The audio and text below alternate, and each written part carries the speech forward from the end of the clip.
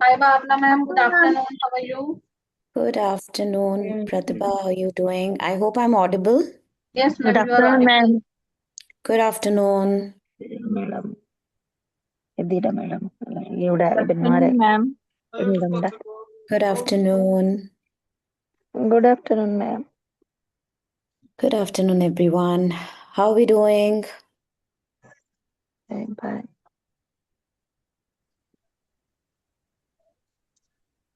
Bhavna ma'am, I am going for 5 minutes. You just start your class at 3:30. Okay. I will be back in 10 minutes. Okay. No worries at all. Is everybody here? Go ahead, Pratibha. Okay, how many people do we have? I think everybody is still joining.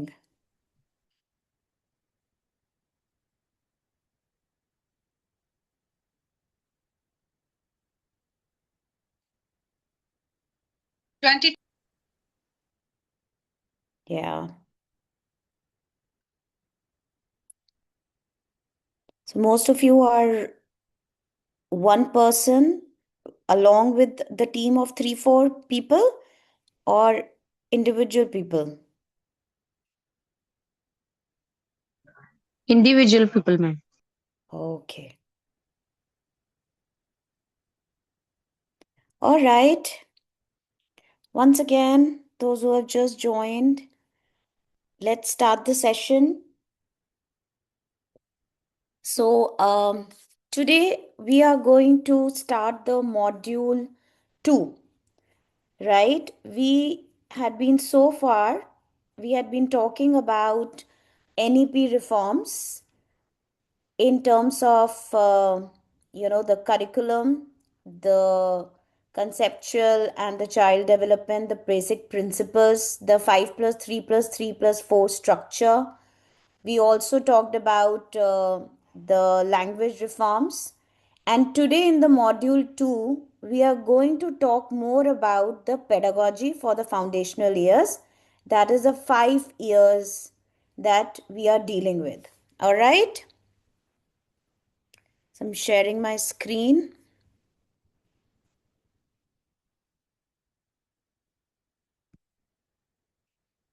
Can everybody see my screen? Yes, ma'am. Yes, Okay, ma'am. good. Thank you so much. Thank you so much. yes ma'am I asked Pratibha to send you a message to all of you that we will be doing some activities and you need to carry one photograph or a realia, which could be a fridge magnet or something that you have gathered from your travel trips, right? So in case somebody has not, then you can gather them. अगर आप नहीं लेके आ पाए हैं तो आप ढूंढ के अभी रख सकते हैं by the time we reach that stage in the activity. Okay, so starting with our foundational stage, we are going to today quickly recap the changes in the curriculum for this foundational year. Are you able to see my screen? Yes, ma'am. Yes, ma'am. Good. So what you see on my left in the red is holistic development and developmental domains. Okay? Yes, हमने अभी बहुत सारी बात करी है कि जो main pedagogical principal है, जो मेन प्रिंसिपल है करिकुलम का 5 इयर्स फाउंडेशन ईयर्स के लिए, starting from 3 years, it is based on holistic development, right? Holistic development means that head, heart, and hands, right? And then we talked about it that it has to be more skill based rather than content oriented. Okay? मतलब हमें skills को use करना है, skills पे focus करना है और content को स्किल्स के थ्रू डिलीवर करना है. All right. इसको लेटा देती Second हूँ thing मैम we तो talked लुढ़क about जाएगा was developmental हाँ domains. Developmental domains are the 5 areas around which भी आपको कर सकते एसपीएफ कहता है कि आपको कुछ भी प्लानिंग करनी है, जो हमारा कंटेंट और करिकुलम है वो इन एरियाज ऑफ डेवलपमेंट जो कि एक बच्चे के लिए बहुत ज्यादा ग्रोथ हो रही है उसको फोकस रख के हमें सारा करिकुलम और कंटेंट प्लान करना है। Okay, second thing which you see, अभी हमने पूरे मॉड्यूल 1 में holistic development, developmental domains, conceptual development के बारे में बात करी है। अब हम बात करेंगे पेडागॉजी। पेडागॉजी मीन्स हमें पढ़ाना कैसे है। What would be in the 5 years starting from 3 years of age group until 8 years? हमारी अप्रोच, टीचिंग अप्रोच क्या होगी, पढ़ाने का तरीका क्या होगा, मेथडोलॉजी क्या होगी? That has to be play based learning, right? And then we will talk about the foundational skills in the module 4, right? और आज अगर हम आप पर्पल तरफ भी देखें जो ये पोस्टर बना हुआ है, then it says flexible multi language approach, mother tongue plus the use of other languages. और इंडियन कल्चर 5 पॉजिटिव हैबिट्स के बारे में भी नेशनल करिकुलम फ्रेमवर्क बात कर रहा है कि जो लर्निंग हैबिट्स हैं हमारी, वो बच्चों की एक पॉजिटिव अप्रोच होनी चाहिए towards positive learning habits, right? और इंडियन कल्चर को सेंटर में रखकर हमने अपनी स्टोरीज, अपनी राइम्स, अपने जो भी मॉरल वैल्यूज, डिस्पोजिशंस हैं, उसके अराउंड हमें अपनी एक्टिविटीज और प्लानिंग करनी है, राइट? फोर्थ जो चीज है जो कि हम आने वाले 2 मॉड्यूल्स में बात करेंगे would be about assessment. Mostly assessment को ऐसे देखा जाता है कि हमने एक वर्कशीट करा दी, मैचिंग एक्टिविटी दे दी बच्चों को, या फिर बच्चों को हमने बोला कि आप वो रिकॉग्नाइज करके बताएं, राइट? बट एनसीएफ इस बार बोल रहा है कि assessment has to be based on observations, portfolios, and the assessments have to be very child centric. Observations means of course जब आप 3 years के एक बाल वाटिका 5+ एज ग्रुप की बात करेंगे तो बच्चे को आप कॉन्स्टेंटली ऑब्जर्व करते हैं, राइट? आपके पास कुछ लर्निंग आउटकम्स होते हैं, स्किल्स होती हैं, कॉम्पिटेंसीज होती हैं जो कि हमको एनसीएफ ने दी है। बट हम कैसे डिसाइड करेंगे कि कौन सा बच्चा कौन सी स्टेज ऑफ लर्निंग पर है, राइट? और कैसे जो उनका लर्निंग वर्क है, आप लोगों ने अभी इतनी सारी एक्सरसाइजेस करी, every activity that you did, आपने उसमें कुछ ना कुछ बनाया था, इजंट इट? चाहे वो कलर सिंबल इमेज एक्टिविटी थी, चाहे आपकी रिडल्स की एक्टिविटी थी, मेरे पास तो ऐसे चल सब एक्टिविटीज में excuse me, I come would like you to please turn off your mic if you are travelling.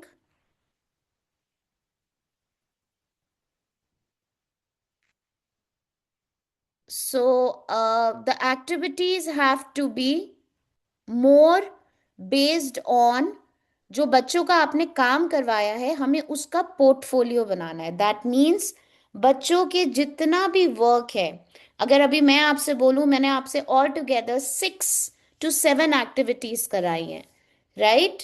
और आपने उनकी पिक्चर्स, हमने आपको बोला कि आप अपलोड कीजिए, शेयर कीजिए, right? From designing the playground, color symbol image, riddles, folding the paper, creating an object, making a tower, all these activities जो मैंने आपसे करवाई हैं, अगर मैं उनको इकट्ठा कर लेती हूँ, जिसको हम बोलते हैं the child's art work, the child's work sample, उसको जब हम कंबाइन करके उसके ऊपर ऑब्जर्वेशन करते हैं और उसको असेस करते हैं कि बच्चे ने क्या लर्निंग ग्रोथ दिखाई है across the 5 areas of development, उसे हम पोर्टफोलियो बोलते हैं, राइट?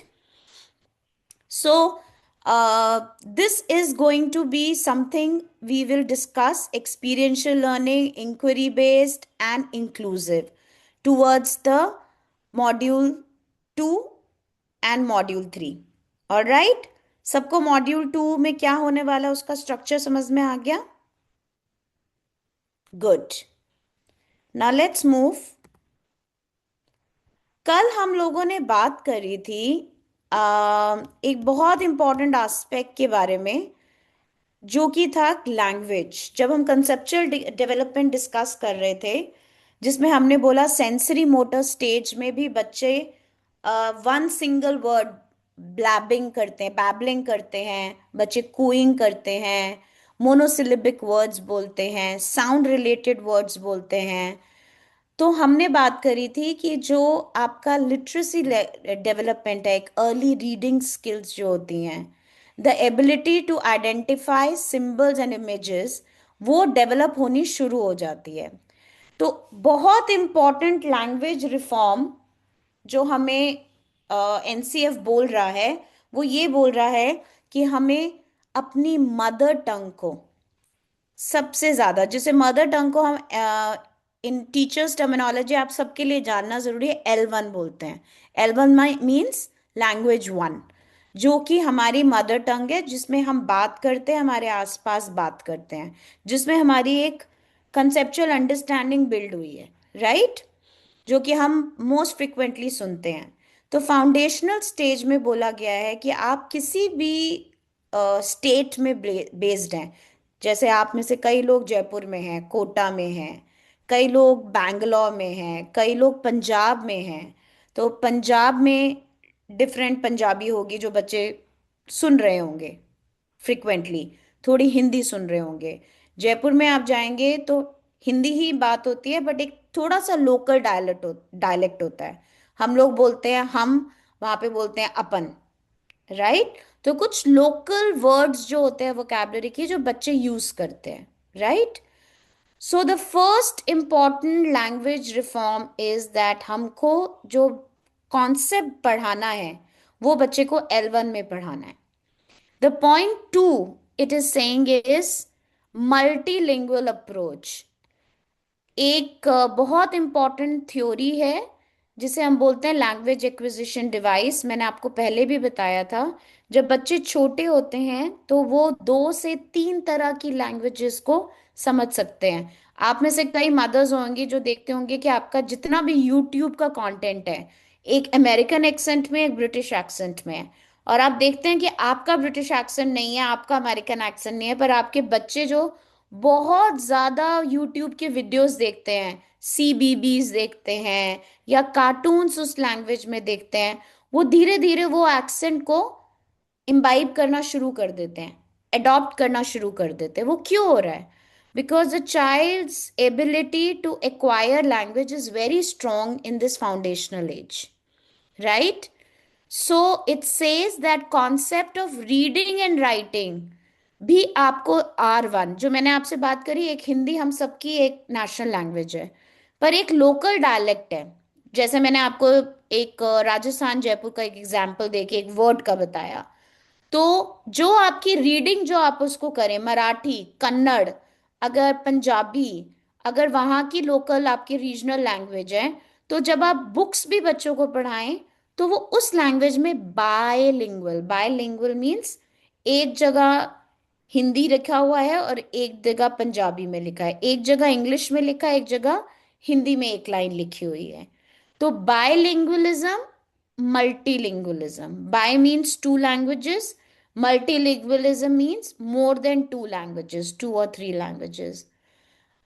एक बहुत इंपॉर्टेंट चीज जो बताई गई है लैंग्वेज रिफॉर्म में, बच्चों को कभी भी उनकी मदर टंग में बोलने के लिए उनको they should not be made to feel ashamed.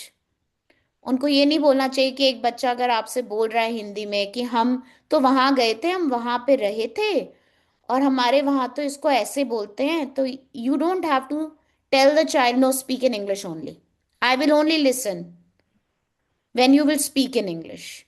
तो चाहे हम इंग्लिश बच्चों को सिखाना चाहते हैं, तो हमें अपनी ट्रांसलेशन करनी पड़ेगी। जो हम कॉन्सेप्ट उनको पढ़ा रहे हैं, कलर का, शेप्स का, क्योंकि ये कॉन्सेप्ट्स हैं, टेक्सचर्स का, वो हमें उनकी रीजनल लैंग्वेज और L1 में पढ़ाना चाहिए। फिर उसके बाद जब हम उसको एक्सप्रेस करने को बताएं तो हम इंग्लिश को as a medium of instruction use कर सकते हैं। ये हम सब क्यों कर रहे हैं teachers? Why do you think we are talking too much about this focus on the language one? क्यों बात कर रहे हैं हम इसकी? Your thoughts? ताकि बच्चे अच्छे से किसी भी कॉन्सेप्ट को समझ सके। अगर वो लोकल लैंग्वेज का यूज करते हैं, जनरली करते ही हैं बच्चे 90%, तो अगर हम कोई भी चीज एक्सप्लेन करते हैं उनकी ही लैंग्वेज में, या फिर उनको हिंदी और इंग्लिश दोनों ही एक्सप्लेन करते हैं, तो वो बहुत अच्छे से उस चीज को समझ जाते हैं। और ऐसे मैं ये भी आपसे शेयर करना चाहूंगी, फॉर द लॉन्गेस्ट आप ये देखिए कि we have been a country which was ruled by Britishers, है ना? तो जी। हमारी एक मेंटालिटी भी एक ये बन गई है जिसमें हम ये सोचने लगते हैं कि जो इंग्लिश बोल पाता है वो ज्यादा इंटेलिजेंट है। Somewhere Yes. हमने क्या शुरू किया है कि इंग्लिश को हम इंटेलिजेंस या ज्यादा पढ़ा लिखा या ज्यादा नॉलेजेबल उससे इक्वेट करना शुरू करना लग गए हैं, right? Which is Yes. Actually not right. Because अगर आप दुनिया से बाहर जाके किसी भी फॉरेन कॉन्ग्लोमरेट में, कॉन्फ्रेंस में जाएंगे तो सब अपनी नेशनल लैंग्वेज में बात करते हैं, और इनफैक्ट वो इंग्लिश को यूज ही नहीं करते हैं। Yes, स्पेशली अगर ma'am. आप ट्रैवल You are करें, आप right. चाइना जाए, यस। Yes. तो हमारा कहीं ना कहीं प्रॉब्लम ये आ गया कि बच्चा भी ये समझने लग गए हैं कि knowing English is more important, और पेरेंट भी ऐसे समझने लग गए हैं that knowing English, speaking language is a signal and is a indicator of being more intelligent, which is actually not right. और दूसरी बात, यूनिसेफ और बहुत सारी लैंग्वेजेस को बता रहा है जो कि हमारी, जस्ट बिकॉज हम हमारी जनरेशन उसको नहीं बोल रही हैं, उनको लैंग्वेज नहीं बोलनी आती हैं, वो बिल्कुल खत्म होती जा रही हैं हमारी इतने रिच कल्चर से। सो नेटिव प्राइड जिसे कहते हैं, अपने देश के कल्चर पर, अपनी लैंग्वेज पर उसका सम्मान और उसके ऊपर गर्व, ये एक बहुत इंपॉर्टेंट पॉइंट है लैंग्वेज रिफॉर्म का। अब क्वेश्चन ये आता है कि हम बात कर रहे थे कि we will talk about the reforms in the methodology of teaching, pedagogy of teaching. तो हमने लैंग्वेज रिफॉर्म के बारे में भी बात क्यों की? वो इसलिए बात करी बिकॉज जब भी आप पढ़ाते हैं तो language is a most important factor. और जब भी आप अपने बच्चों को इंस्ट्रक्शन देते हैं, आप किसी भी तरीके से अपने बच्चों को पढ़ाइए, तब लैंग्वेज बच्चों की एक ऐसी चीज है, जितना वो सुनते हैं उतनी ही वोकैबुलरी बिल्ड होती है, जितना वो सुनते हैं उनका एक्सप्रेशन बिल्ड होता है। तो आपकी पेडागोजी में एक बहुत इंपॉर्टेंट एस्पेक्ट आपकी लैंग्वेज का है, right? I would like to also focus on this point which is on this chart, colorful chart: contextual learning, local stories, objects, experiences making language familiar। हमारी जो लोकल फोक स्टोरीज हैं, right? आपकी कोई पंचतंत्र है, जटाका है, या फिर आपकी कोई ऐसी आपको अमर चित्र कथाएं हैं, या फिर आपकी एरिया की, जयपुर की से हो सकता है, पंजाब की हो सकता है, कोई एक लोकल स्टोरी हो जो कि बहुत फेमस हो, राइट? पर बच्चों को नहीं पता है उसके बारे में, राइट? तो वो लिटरेचर बच्चों को सुनाना इज वेरी इंपॉर्टेंट, राइट? ताकि आप जब भी कुछ भी पढ़ाएं, जो आपका तरीका है पढ़ाने का, जिसमें हम कह रहे हैं कि स्टोरीज, कलर्स, टेक्सचर्स, उसमें जरूर लोकल लिटरेचर को लेके आइए, राइट? आप अगर चाहें, मैं हमेशा बिलीव करती हूँ हमें लोकल से ग्लोबल भी जाना चाहिए। तो आपकी जो फेबल्स होती हैं, ग्रीक स्टोरीज होती हैं, शॉर्ट ईसप फेबल्स होती हैं, आप वो भी इंक्लूड कीजिए बच्चों के लिए, right? So, are we clear about the language reform? Everyone?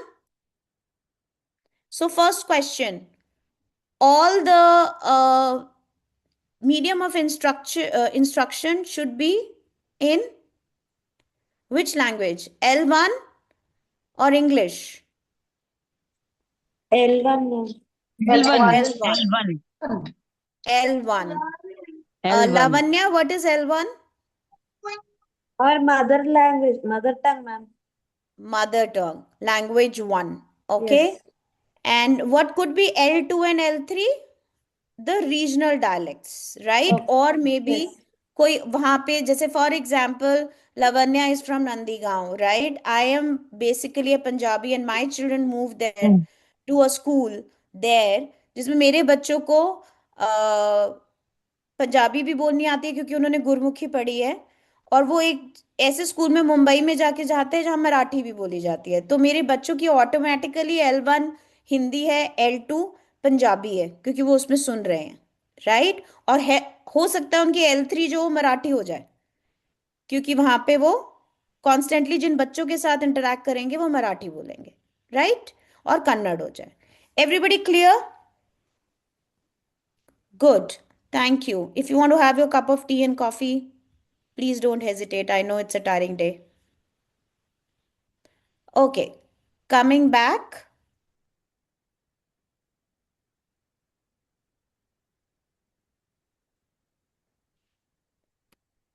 Now, the most important aspect जब हम pedagogy की बात करते हैं, पढ़ाने के तरीके की, तो वो होलिस्टिक डेवलपमेंट हमारा बेसिक स्ट्रक्चर है, जिसमें हमने पहले भी बात करी थी कि हमारे शास्त्रों से, हमारे उपनिषद से हमने ये पंचकोश विकास की बात करी है, राइट?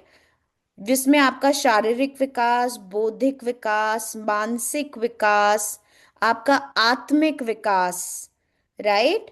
और आपका स्पिरिचुअल विकास, आत्मिक विकास, इन 5 कोशों के बारे में हमारे शास्त्रों ने बोला है। और इसको अगर हम होलिस्टिक डेवलपमेंट समझ के चलें, राइट, तो पेडागोजी क्या है? इन सबको सेंटर में रखकर जो हम पढ़ा रहे हैं वो इन सबका विकास करना उसका एंड गोल है। तो सबसे पहले हमें क्या करना होगा? ये जो आपको पिरामिड दिख रहा है, दिस इज कॉल्ड, कि हमारी जो टीचिंग का एक प्रोसेस है, वो हम इसके बारे में और भी बात करेंगे कल परसों में। But just so you know, Aditi, ये जो सारे वर्ड आप यहाँ पे सुन रहे हैं, ये हमारे संस्कृत के, जो हमारे 5-6 इंपॉर्टेंट एजुकेशनिस्ट हैं, फिलोसफर्स हैं, जिनसे ये लिया गया है। सबसे बड़े जो आपके फिलोसफर हैं, स्वामी विवेकानंद, आपके महात्मा गांधी। अगर आप एनसीएफ को पढ़ेंगे तो महात्मा गांधी ने एक प्री स्कूल टीचिंग का एक करिकुलम प्रपोज किया था, और जहां से 3H वर्ड आया है, head, heart and hands, right? क्यों? क्योंकि महात्मा गांधी ने क्या बात करी थी? स्वराज्य की बात करी थी, स्व अध्ययन की बात करी थी, स्वावलंबन की बात करी थी, राइट? इंडिपेंडेंस, इंडिपेंडेंस कि आपको, आप अपने स्वाभिमान, आपका स्व अध्ययन, अपना पढ़ाई खुद करें। और क्या बात करी थी? कि हमें अपने ऊपर स्वावलंबन, अपने ऊपर डिपेंडेंट रहना है, अपना खुद प्रोडक्ट बनाना है। तभी उन्होंने क्या शुरू किया? जब भी आप गांधी जी को देखते हैं तो सबसे पहले क्या था हमारे फ्लैग पे? चरखा। क्या कि अगर हम अपना प्रोडक्शन खुद करेंगे तो हमें किसी पे डिपेंडेंसी रहेगी नहीं। तो स्वामी विवेकानंद, महात्मा गांधी, श्री औरबिंदो, हमारे एनसीएफ में, मैं आपको कल थोड़े से इनके एक्सट्रैक्ट्स दिखाऊंगी, इन सबको लेकर ये पिरामिड बनाया गया है।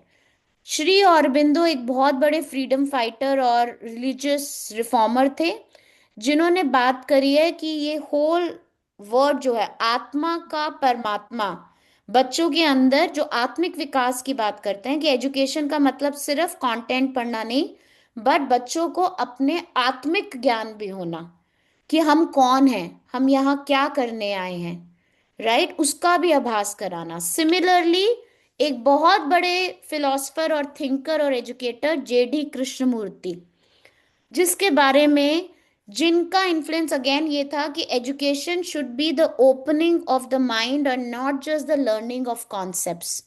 एजुकेशन से आपका जो मस्तिष्क है वो खुलना चाहिए, ओपन माइंडेडनेस होनी चाहिए, हर चीज को रैशनली समझने की। और education should not only be about earning your bread and butter.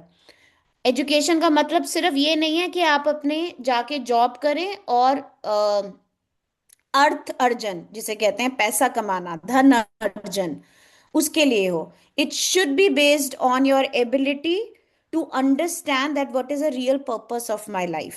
Okay, तो ये जो तीन मैंने आपको बोले, रविंद्रनाथ टैगोर।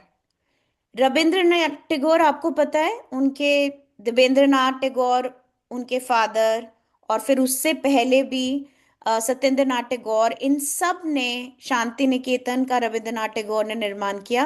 अगेन रविंद्रनाथ टैगोर ने एजुकेशन को बताया कि it should be about development of the all the areas, right? Music, art, आपकी ability to appreciate beauty, produce literature, उसके बारे में। तो इन सबको रखकर, और हमारे उपनिषद और जो हमारा गुरुकुल की रीति है उसको रखकर, अदिति, बोध, अभ्यास, प्रयोग, प्रसार और एक्सपेंशन। अदिति का मतलब है इंट्रोडक्शन। जब भी हम कोई क्लास शुरू करते हैं, हम अपना सेशन भी शुरू करते हैं, आप भी करते हैं, हम पहले क्या बात करते हैं? हम एक कॉन्टेक्स्ट सेट करते हैं कि ये हम क्यों पढ़ रहे हैं, हम क्या पढ़ने जा रहे हैं, क्या आपको इसके बारे में पता है, राइट? हम बच्चों से एक ये समझने की कोशिश करते हैं कि उनका प्रायर एक्सपीरियंस क्या है, isn't it? So that is what is called introduction. Then is conceptual understanding. आप सबने पूरे लास्ट 3 सेशंस में कंसेप्चुअल अंडरस्टैंडिंग के बारे में पढ़ा, right? Your ability, perceptual concepts, theoretical concepts, और आपके, what is the third type of concept that we have? Perceptual, theoretical, and what is the third concept? किसी को याद है? हमने कल 3 concepts पढ़े थे। प्रैक्टिकल। Practical, love.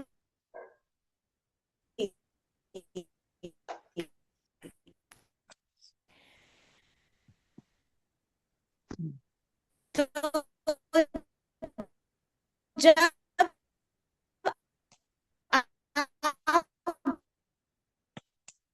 बोध, मोटर सेंसोरियल लर्निंग के कॉन्सेप्ट्स को, तब एक करने डिक्टेशन में उसने आपने 4 वर्ड्स बोले और उसके डिक्टेशन में 5 में से 4 आए।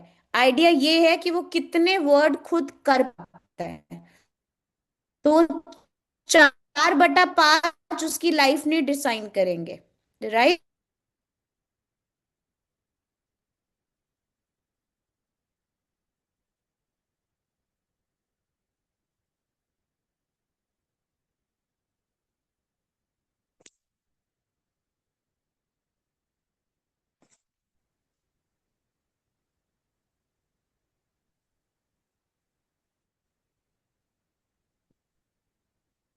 Okay. Now let's come to the methodology. Okay. अब ये है essential blocks of pedagogy. I want everyone to give it a mindful read.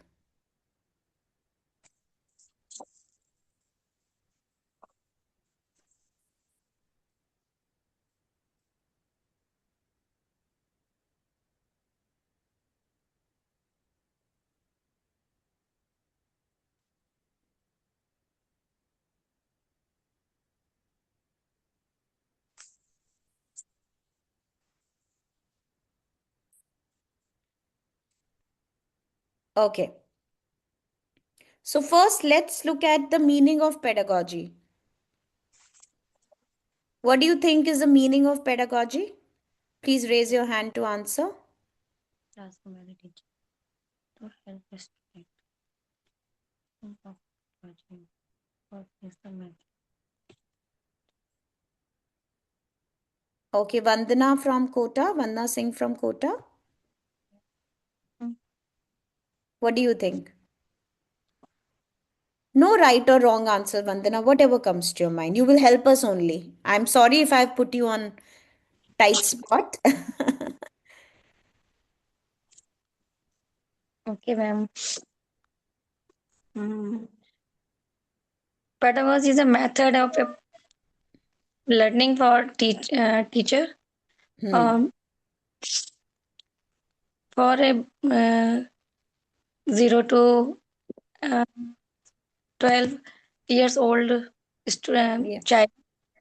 Yeah, right. Okay. If you look at the first symbol, अगर आप पहले symbol को देखें, do you see the brain symbol there? Yes, ma'am. Right? तो हमने इसके बारे में काफी बात करी कि the brain plays an important role in learning. तभी आपने फर्स्ट मॉड्यूल में कॉन्सेप्चुअल डेवलपमेंट बहुत पढ़ी, चाइल्ड डेवलपमेंट बहुत पढ़ा। कि अगर आपको पता ही नहीं है कि किस स्टेज में कौन सी डेवलपमेंट किस तरह से हो रही है, तब तक आप वो एक्टिविटीज प्लान ही नहीं कर सकेंगे। क्योंकि तब क्या होता है, हम सिर्फ ये सोच के चलते हैं कि आज हमने ये 4 एक्टिविटीज, बड़ी अच्छी एक्टिविटी है, बड़ा अच्छा आर्ट एंड क्राफ्ट करा दिया, बड़ा अच्छा आज हमने इनको फील्ड ट्रिप पे किए, हमने काजू बादाम और समोसे खा लिए, बच्चे फील्ड ट्रिप पे गए, हमने चटाई बिछाई, बच्चे घूम फिर के बस में बैठ के गए, बस में बैठ के वापस आ गए। तो हम क्या सोच रहे हैं, सिर्फ एक्टिविटीज सोच रहे हैं। हम हमारे बच्चों की ब्रेन डेवलपमेंट के लिए क्या चाहिए, उस लेवल की एक्टिविटीज नहीं सोच रहे। Got it? The second thing is emotions are deeply connected to learning. कोई भी लर्निंग क्या बिना इमोशंस के हो सकती है? अगर एक बच्चा कॉन्स्टेंटली रोता जा रहा है, क्या वो कुछ सीखेगा?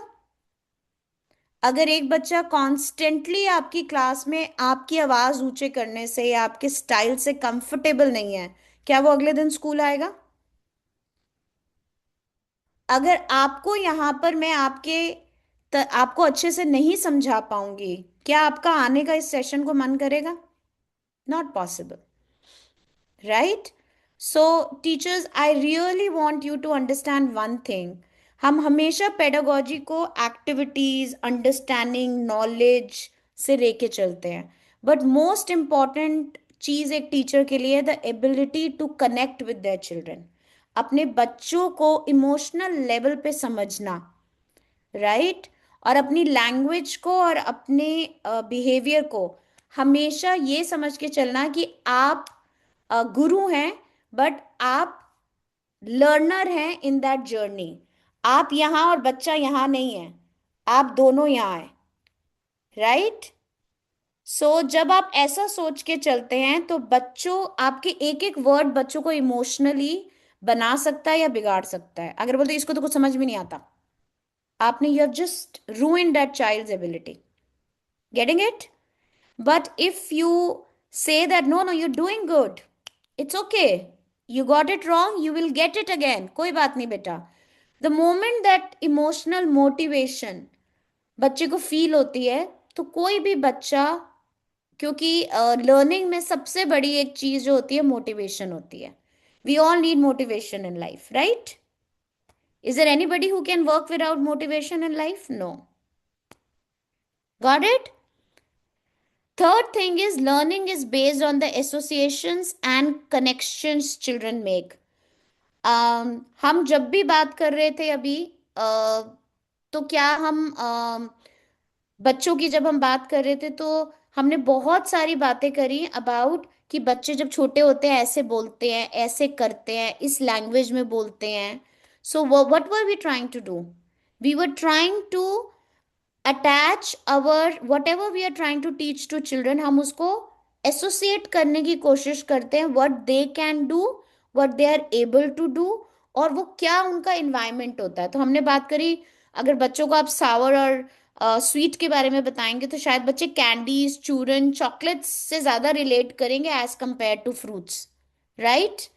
अगर आप एक बच्चे को मॉरल वैल्यू बताना चाहेंगे तो शायद वो पंचतंत्रा से इतना नहीं करेंगे जितना वो डोरेमोन से और नोबिता से और छोटा भीम से करेंगे, right?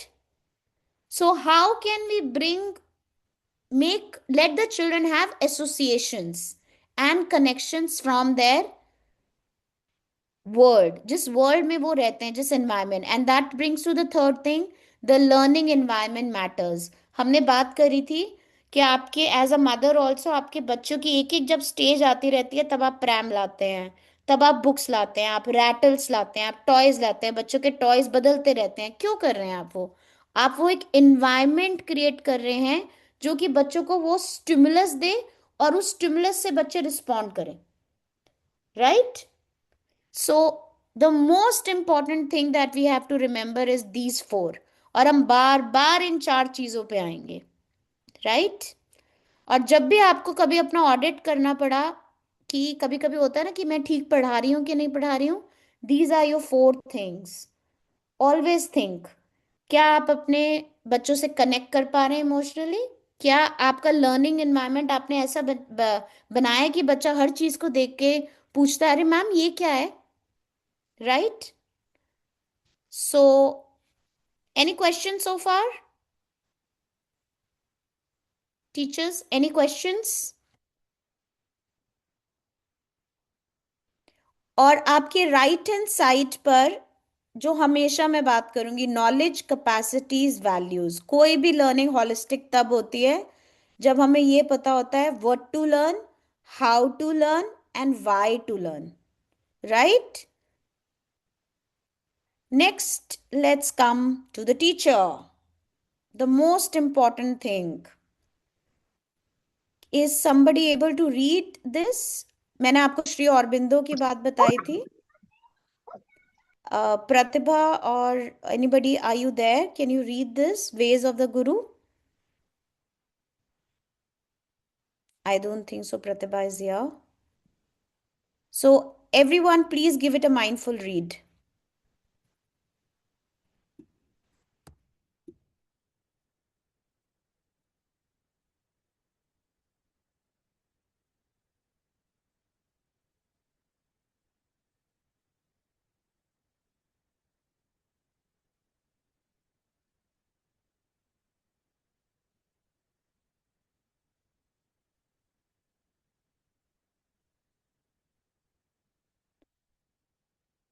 Does it make sense? किसी को कुछ वर्ड्स हैं जो कि अट्रैक्ट करे इस बात को लेकर? बिकॉज एक टीचर ही मेथडोलॉजी को अपने हाथ में रखती है। अगर आप नहीं हैं तो कोई लर्निंग नहीं हो सकती। Let's accept it, we have lot of power and with power comes responsibility, right? तो श्री औरबिंदो क्या बोलते हैं कि the three instruments of the guru are teaching, example and influence. जितना इन्फ्लुएंस आपका है वो बच्चे का लाइफ में, जो वो 4 साढ़े 4 घंटे, मेरी मैम कहती हैं, राइट? मेरी मैम ने कहा है कि मुझे कुछ नहीं आता, मेरी मैम ने कहा है मैं बेस्ट हूं, राइट? सो योर इन्फ्लुएंस, जब भी कभी आपका बैड मूड हो या आप किसी चीज से इरिटेट हो रहे हो, तो हमेशा याद रखिएगा कि आपका एक वर्ड या आपकी एक डांट बच्चे को बना सकती है या बिगाड़ सकती है। And that is true as a mother also, right? And we as teachers have no right to mess with our children's identity. हमारे बच्चों की आइडेंटिटी फॉर्म हो रही है उस टाइम पर, तो हमें और ज्यादा अपने ऊपर नियंत्रण रखना चाहिए कि our words, our influence is too big. Second thing he says that teachers do not seek to impose themselves or their opinions. ये लाल रंग है, एप्पल लाल होता है, ये भी लाल होता है, क्या ये कुछ और हो सकता है? A good teacher always serve the question. It does not tell them the concept or statement. हम स्टेटमेंट्स और फैक्ट्स नहीं बताते हैं। एक अच्छी टीचर, वाइज टीचर, वो पूछते हैं आपको क्या लगता है ये कैसे हो सकता है, okay? And then it says that it has to, just हमें इंस्ट्रक्शन नहीं देनी है, it has to be the development of all the faculties. बच्चों को एक ability to take the right, make the right choice, सही गलत, वो भी हमें उनको बताना है, right? And through, again, by not moral lecturing, हम एक वर्ड कहते हैं ना मॉरल लेक्चर, मॉरल लेक्चर से नहीं, lead by example, by example. All right, and this all he says is a tatriya उपनिषद जो कि हमें बता रहा है कि टीचर से स्टार्ट होती है नॉलेज, बच्चा उसका लास्ट लेटर है, और उसमें बीच में जो सब कुछ है, that is a meeting place between a student and the teacher. Make sense? Should be move?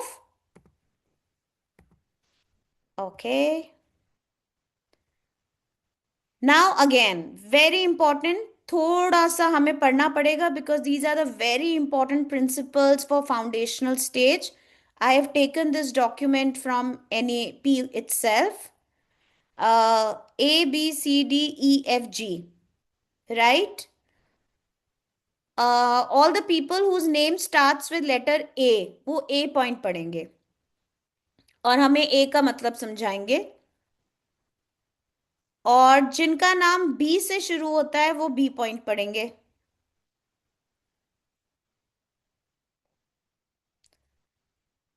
और जिनका नाम C से शुरू होता है वो C point पढ़ेंगे. और जिनका नाम R से शुरू होता है वो D और E पॉइंट्स पढ़ेंगे. R से शुरू, D और E. जिनका नेम P से शुरू होता है वो F एंड G पढ़ेंगे और हमें इसका मतलब समझाएंगे. सबको सब कुछ पढ़ने की जरूरत नहीं है, अपने नेम के लेटर के अकॉर्डिंग पढ़िए.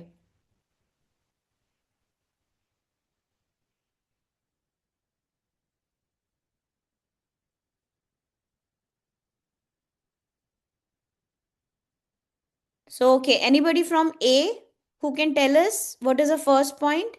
Every child is capable of learning regardless of the circumstances of birth or background. Yes, ma'am. Aarti here.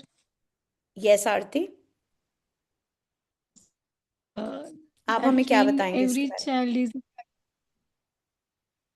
Ji every child is capable, मतलब हमें जज नहीं करना चाहिए. एवरी चाइल्ड में कैपेबिलिटी है कि वो सब समझ सकता है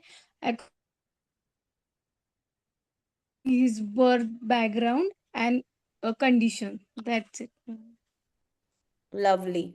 तो हमें ये नहीं सोचना कि अरे ये तो इस बैकग्राउंड से आया है, गांव से आया है, इसको ये सब कुछ नहीं समझ में आएगा. No, don't make assumptions, don't make judgments, because everybody is capable. Okay, B point.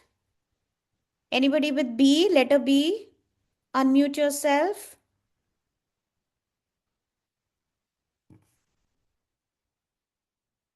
Anybody from B? Please unmute yourself.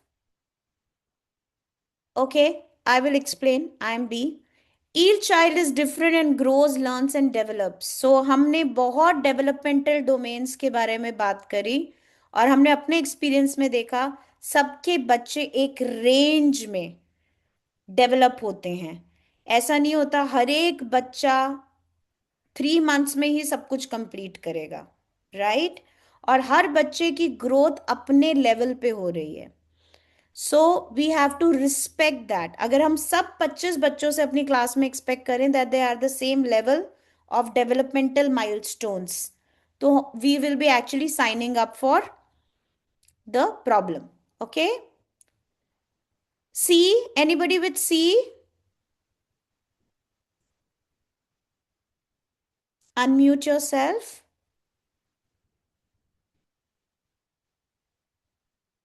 Quickly, teachers, we don't have time. Please tell me anything you would like to say.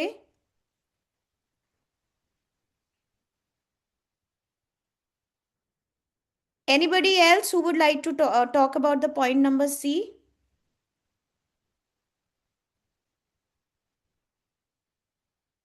Everybody, nobody is ready to explain.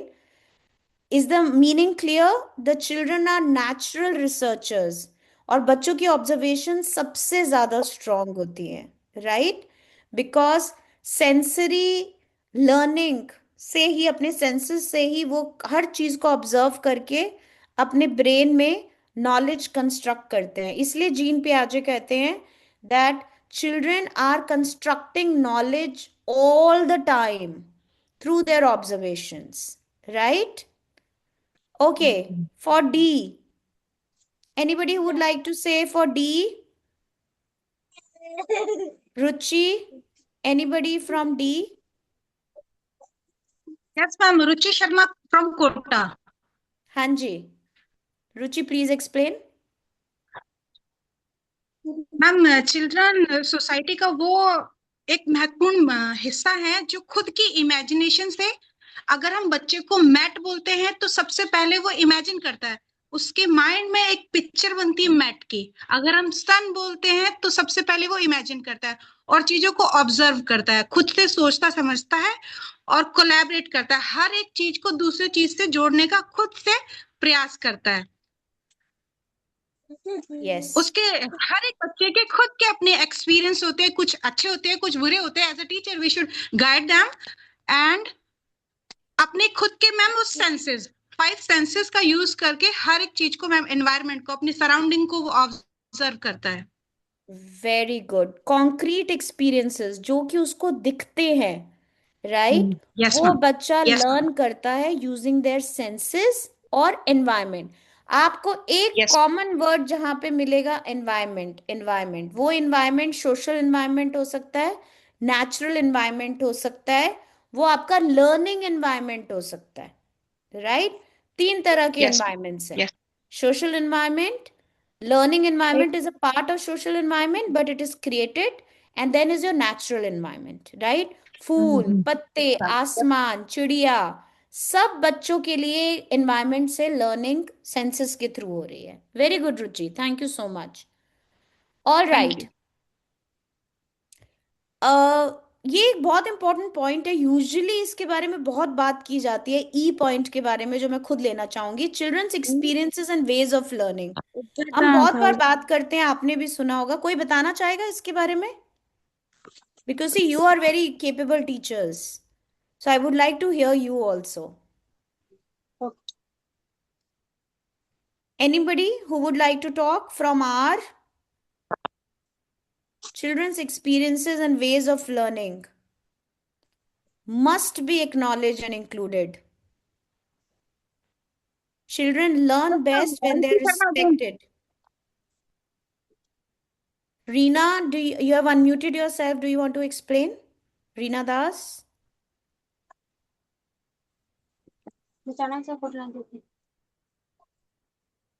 Okay. I don't think so. Anybody else from our? Yes ma'am, Ruchi Sharma again from Kota. Okay, Ruchi. Thank you. Should I read first? Children's experience and way of learning must be acknowledge. हर एक ma'am, हर एक बच्चा different होता है, हर किसी बच्चे के experience किसी एक चीज को लेकर डिफरेंट हो सकते हैं, लेकिन as a teacher, as a mother, हमें उन सब की रेस्पेक्ट करनी चाहिए। और अगर बच्चे के पॉइंट ऑफ व्यू को हम रेस्पेक्ट करें, उन्हें वैल्यू दें, उनकी बात को समझें, तो ये उनको सही और गलत जब हम बताएंगे, ये उनके लिए बेस्ट लर्निंग होगी एज अ टीचर और एज अ मदर। Very बच्चों good. के एक्सपीरियंस को nice. As a teacher, as a mother समझना चाहिए, उन्हें एकदम से झटकना। इसमें 2 बहुत इंपॉर्टेंट पॉइंट है रुचि। वन इज रिस्पेक्ट, रिडिक्यूल नहीं करना, मजाक नहीं यस उड़ाना। मैम। अगर कोई Yes, मैम बच्चे हमें ने उनकी बड़ा बात को समझना चाहिए, वो जो बात कह रहे हैं ये नहीं कि हम उनकी बात को टालें, वो अपनी मन की जो हमें जी, समझाना चाह रहे हैं उस चीज को हमें सुनना चाहिए, उनकी बात को कि वो क्या कहना चाह रहे हैं, उन्होंने इस एज में क्या सीखा है उस चीज से। एग्जैक्टली और उनका ओपिनियन भी हो सकता है, उनका जी एक जी पर्सपेक्टिव हो सकता है, राइट?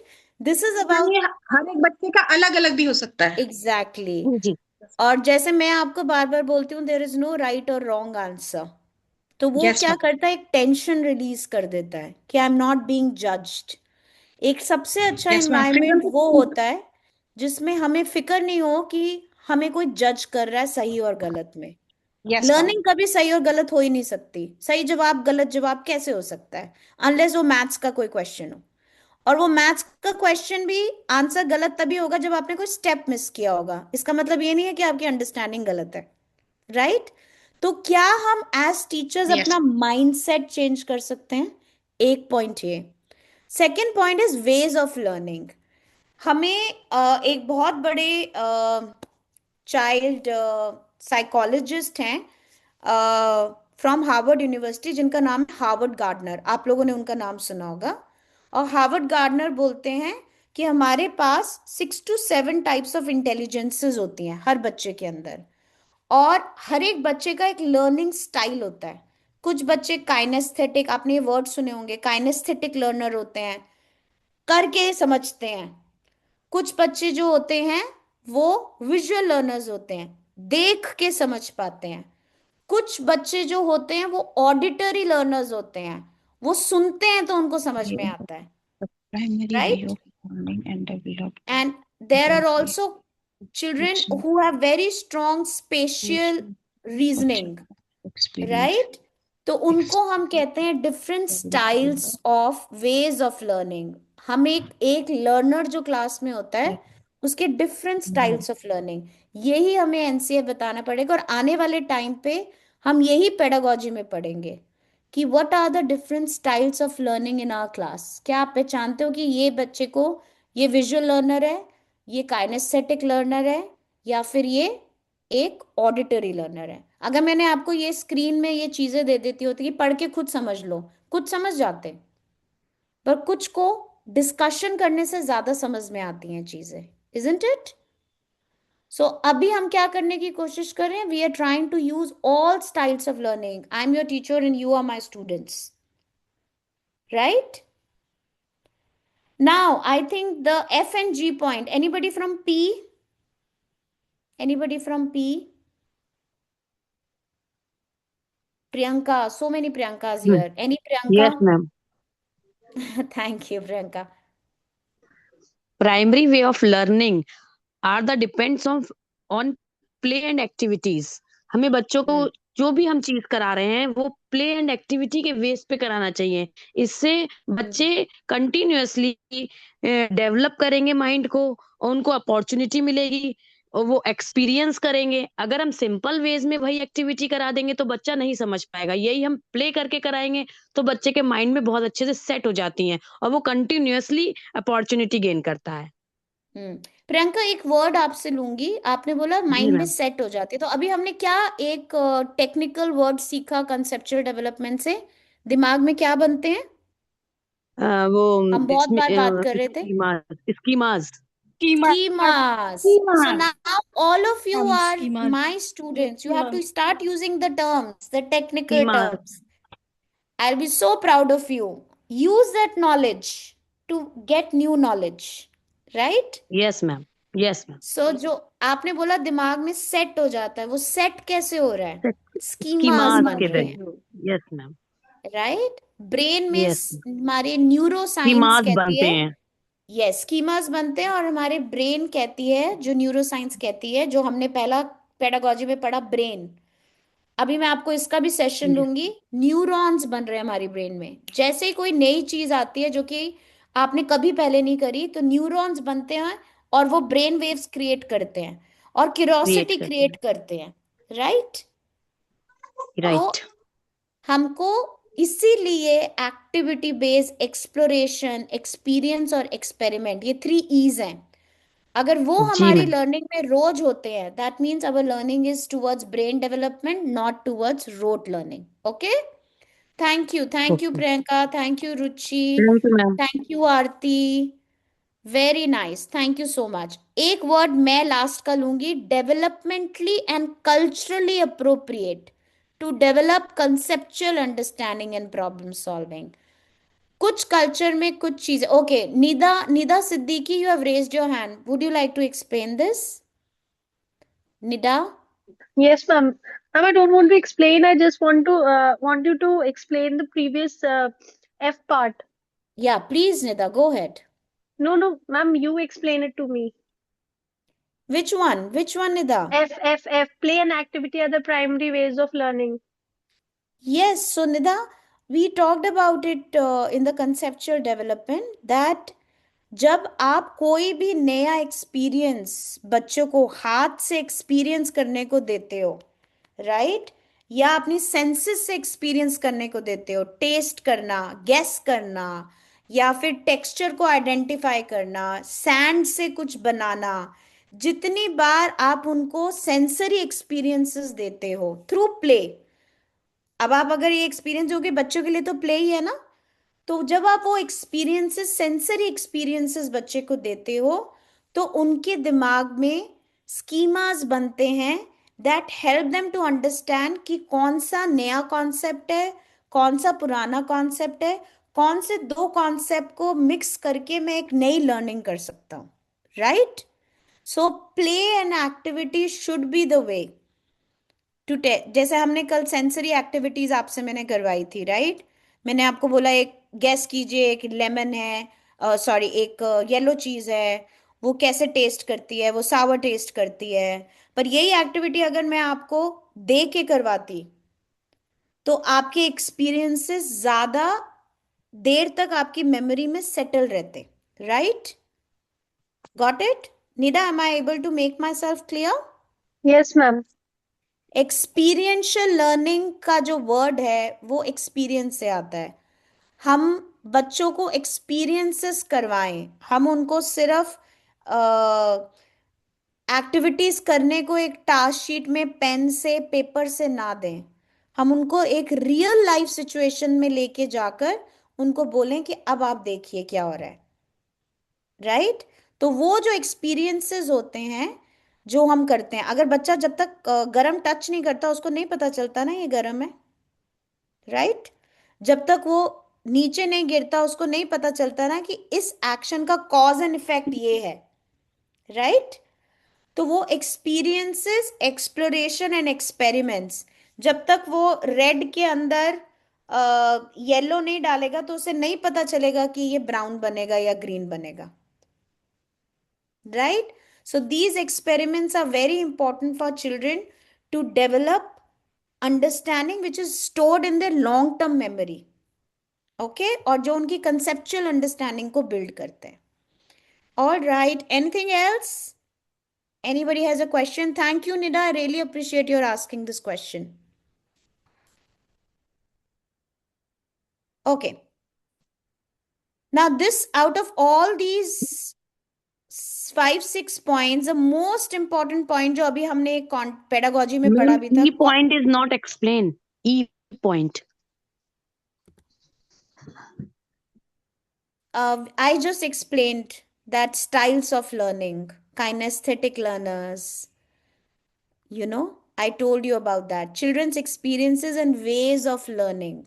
कि आपका बच्चा visual learner है, auditory learner है या kinesthetic learner है, right?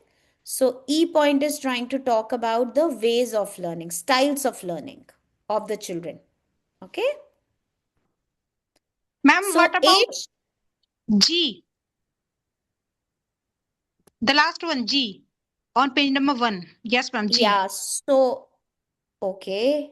I talked about developmentally and culturally appropriate. That हमने 5 areas of development की बात करी थी।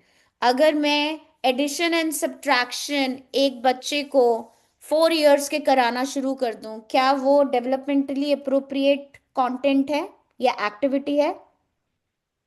नहीं है। No. और No, ma'am. Culturally appropriate is that in some cultures कुछ वर्ड्स और कुछ एक्टिविटीज अप्रोप्रिएट नहीं मानी जाती हैं, राइट? अगर हम बात करें नॉर्मल शियाज हैं, सुन्नीज हैं, उनमें म्यूजिक, आर्ट और डांस को नहीं एंकरेज किया जाता। या कुछ जो वर्ड्स हैं, कई बार हम एक बायस दिखा देते हैं कि जंक फूड है, पास्ता जंक फूड है, पिज्जा जंक फूड है, हम एक वर्कशीट बना के दे देते हैं। अगर आपकी क्लास में एक इटालियन बच्चा है तो वो कल्चरली अप्रोप्रिएट नहीं है, क्योंकि उनके लिए वही उनकी रोटी है, that is what their bread is. So we can't say that pasta and pizza are junk food if you have Italian student in your class. उसी तरह से जेंडर अप्रोप्रिएट कि एक रानी थी और वो गद्दे पे सोई थी, उसके मार्क लग गया पीठ पे, तो उसने पता किया तो उसको पता चला कि एक उसके गद्दे के अंदर कुछ पड़ा हुआ था बाल, वो इतनी नाजुक थी कि उसके बाल की वजह से उसको जख्म हो गया। तो वी आर ट्राइंग टू से कि लड़कियां जो होती हैं वो कमजोर होती हैं, वो वीक होती हैं। तो यहाँ पे जो वर्ड नहीं दिया गया है, जो मैं आप लोगों को नया दे रही हूँ, इस जेंडर अप्रोप्रिएट, जेंडर बायस, कि एक आपको किंग आएगा और आपको बचा के लेके जाएगा। रानी की झांसी ने तो पूरी अपना स्टेट बचाई थी। तो हम ज्योतिबा फूले, रानी झांसी, क्या बोल रहे हैं कि क्या वो एनी बेसेंट, क्या वो कमजोर थी? सो डेवलपमेंटली अप्रोप्रिएट, कल्चरली अप्रोप्रिएट और जेंडर अप्रोप्रिएट। हम हर जगह बोलते हैं ही, नॉट राइट। जितनी भी नई एनसीईआरटी की बुक्स लिखी जा रही हैं उसमें शी लिखा जा रहा है, आपने कभी नोट किया? और या फिर ही और शी। और अब जैसे हमारी कंट्री में और ज्यादा विकास हो रहा है, तो हम LGBTQ, तो हम इट भी लिख रहे हैं कि इट भी एक जेंडर है, right? So all this is talking about कि आप जब स्टोरीज भी पढ़ाते हैं, एक पिग की स्टोरी पढ़ाते हैं, 3 pigs, एक वुल्फ आता है, वो चिमनी से नीचे आ जाता है। वी से दैट आप ये पढ़ाइए, बट ये भी बताइए इससे आप क्या बोल रहे हैं कि घर is not a safe place. आप बच्चों के अंदर एक डर पैदा कर रहे हैं। जो कुछ भी लिटरेचर पढ़ाइए, सोचिए अपने दिमाग से, क्या ये कल्चरली अप्रोप्रिएट है, डेवलपमेंटली अप्रोप्रिएट है, जेंडर न्यूट्रल है। जेंडर न्यूट्रल मतलब जिसमें कोई भी बायस नहीं है, भेदभाव नहीं है। Am I clear now? Yes, ma'am. Okay. Let's come to my favorite point H. Content should be drawn from the experiences of children. The novelty of the content or its challenges should be based on the familiar experiences. हमने इस बारे में बहुत बात करी और हमने बोला कि कंटेंट जो होता है वो एसोसिएटिव, रिलेटेबल होना चाहिए बच्चे के लिए। अगर एक छोटा बच्चा है जो कि एक घर से, छोटे से गांव से अगर आ रहा है, राइट, तो वो अपने आसपास क्या देखेगा? Malls, No. वो बरगद का पेड़ देखेगा, वो बड़ का पेड़ देखेगा, वो कैटल को देखेगा, बकरियां देखेगा, गाय देखेगा, और आप उसे बताओगी मॉल की पिक्चर, तो क्या हम उसके एक्सपीरियंसेस से अपनी लर्निंग एक्सपीरियंस डेवलप कर रहे हैं? No. आप रिलेट ही नहीं कर पाओगे। मैच ही नहीं होगा। Like Pratibha and Shweta always keep telling me that हमें अपनी लैंग्वेज को ऐसे रखना कि सब कुछ उसे अंडरस्टैंड। इसका मतलब ये नहीं है कि आपकी अंडरस्टैंडिंग में प्रॉब्लम है, because everybody is coming from a different state, everybody is coming from a different background. You all are very intelligent capable teachers, right? But जब हम लर्निंग को करने की कोशिश, समझने की कोशिश करते हैं, तो ये बहुत इंपॉर्टेंट है कि मेरा विचार, आपका विचार और हम सबका विचार हम समझ सकें, right? So keeping the relatable context, इसे हम कॉन्टेक्चुअल अंडरस्टैंडिंग भी कहते हैं। कॉन्टेक्स्ट बनाना बच्चे के लिए जिससे वो कनेक्ट कर सके, वेरी इंपॉर्टेंट।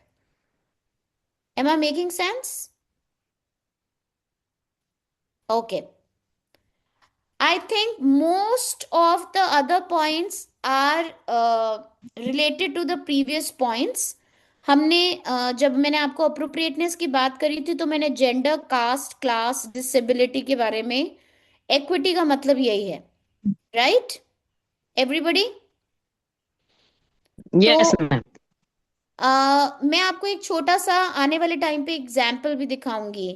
अगर हम कोई एक्टिविटी कर रहे हैं जिसमें बच्चों को भाग के कुछ लेके आना है, और आपकी क्लास में एक बच्चा है जो कि लिम्प करता है, लंगड़ा के थोड़ा चलता है, या बच्चा व्हील चेयर पे है, या फिर आप उनको, बच्चों को ऐसा लिटरेचर पढ़ाइए जिसमें आप उनको दिखाएं कि जो बच्चे व्हील चेयर पे हैं, या बच्चे जो सुन नहीं पाते हैं, या बच्चे जो विजुअली इम्पेयर्ड हैं, वो बच्चे भी केपेबल हैं लर्निंग के। उससे हम क्या बिल्ड कर रहे हैं बच्चों के अंदर? Equality. एक्विटी, और बच्चों के अंदर एक टॉलरेंस, एक्सेप्टेंस, ताकि Yes, ना ma'am. वो खुद ऑकवर्ड फील करें, ना वो किसी दूसरे को ऑकवर्ड फील कराएं, right? So this is very important. इस वर्ड को लॉक कीजिए अपने माइंड में, appropriateness. Everybody will say with me, appropriateness.